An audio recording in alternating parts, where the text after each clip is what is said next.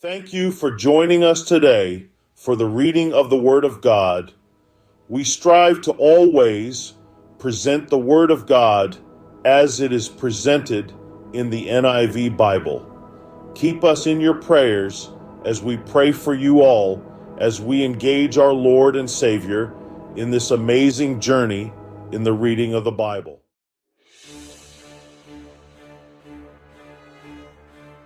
Saul's growing fear of David became more evident as days passed.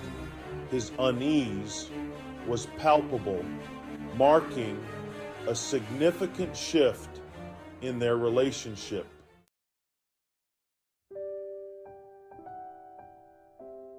After David had finished talking with Saul, Jonathan became one in spirit with David, and he loved him as himself.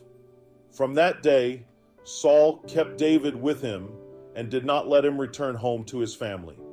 And Jonathan made a covenant with David because he loved him as himself.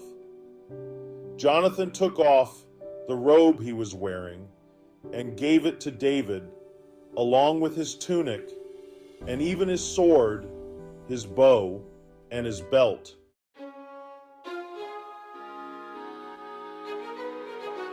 Whatever mission Saul sent him on, David was so successful that Saul gave him a high rank in the army. This pleased all the troops and Saul's officers as well. When the men were returning home after David had killed the Philistine, the women came out from all the towns of Israel to meet King Saul with singing and dancing, with joyful songs and with timbrels and lyres. As they danced, they sang, "Saul has slain his thousands, and David his tens of thousands."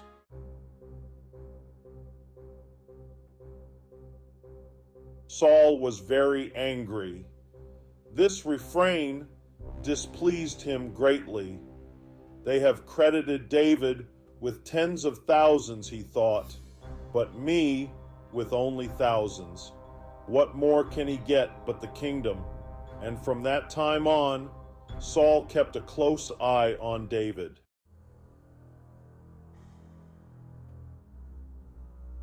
The next day, an evil spirit from God came forcefully on Saul.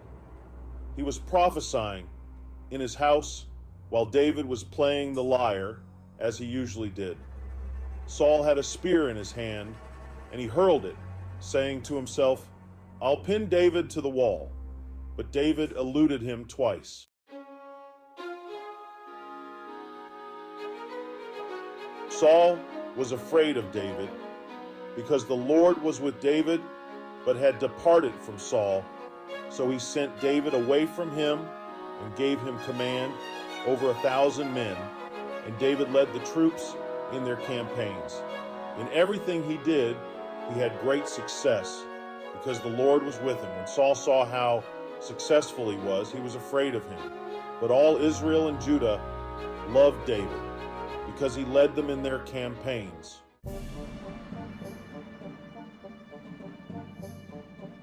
Saul said to David, "Here is my older daughter Merab. I will give her to you in marriage. Only serve me bravely and fight the battles of the Lord." For Saul said to himself, "I will not raise a hand against him. Let the Philistines do that."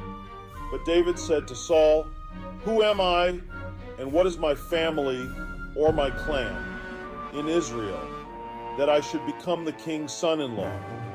So when the time came for Merab, Saul's daughter, to be given to David, she was given in marriage to Adriel of Meholah.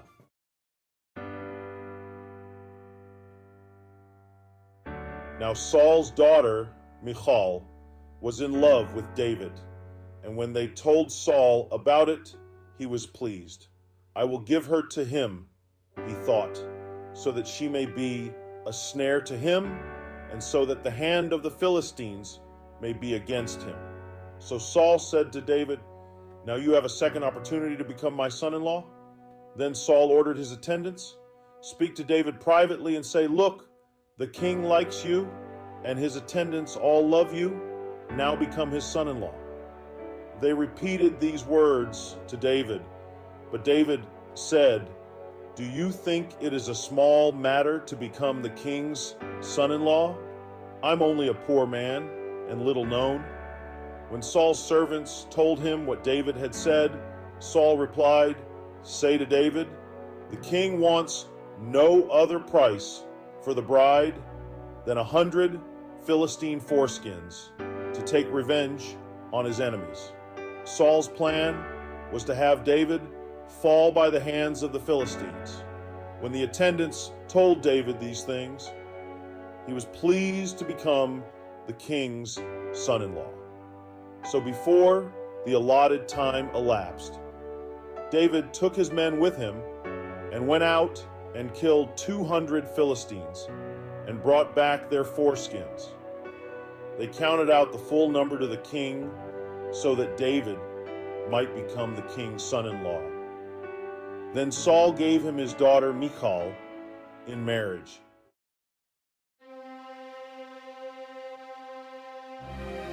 When Saul realized that the Lord was with David and that his daughter Michal loved David, Saul became still more afraid of him, and he remained his enemy the rest of his days. The Philistine commanders continued to go out to battle, and as often as they did, David met with more success than the rest of Saul's officers, and his name became well known. We invite you to take a moment and peruse the PDF attached to every video. These documents provide further enlightenment on the Word of God that we have covered together, and it underlines the importance of reading them for a deeper understanding. We send our blessings to you in the name of Jesus Christ always. Your presence in the next reading of God's Word would be highly appreciated. Be there. We await your involvement with excitement.